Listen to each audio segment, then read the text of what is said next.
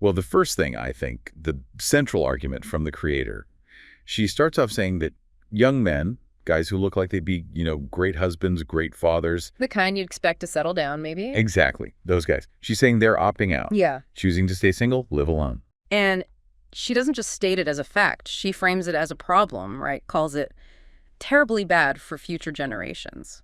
There's a real sense of alarm there. Oh, definitely. A sense of alarm.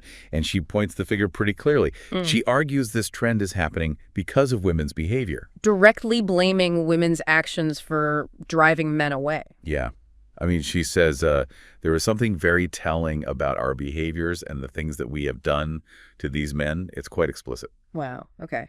And does she describe the type of men she thinks are making this choice? She does. She calls them stand-up solid brothers. And she goes on to describe them, as providers, protectors, wise, intelligent, studious type of brothers. It's a very specific, almost idealized picture. Right. And with that description comes a warning, I gather. A stark warning, yeah. She says women should be very afraid if these particular men, the solid ones, are checking out. So high stakes involved, according to her. Very high stakes. And this ties into her views on, traditional gender roles. She states pretty plainly that as women, we are not built and designed to work hard. Oh, okay. So what is the role then, in her view? To be a help meet a helpmate, not the provider. That's the quote. It's fundamental to her whole argument, it seems. And connecting that back, if these providers are checking out and women aren't designed to be providers. Her prediction follows logically from that premise. Women will end up having to fend for yourselves by yourselves and struggle. And she sees evidence of that happening already. She suggests so, yeah. She links it to observations of women struggling financially right now.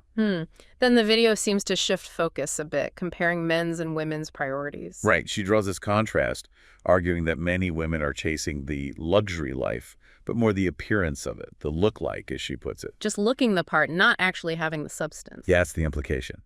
Whereas men, she claims, are focused on actually having the stability, planning for the future, building something real. And this difference in focus leads to what? Well, according to the creator, it leads to a situation where women are, and this is another quote, now we're out here crying, talking about should've, could've, would've, begging for a man's attention, a man's affection, and a man's help. And the men aren't giving it. Apparently not, because in her view, these women would just ultimately become a distraction for his life. That's quite a statement.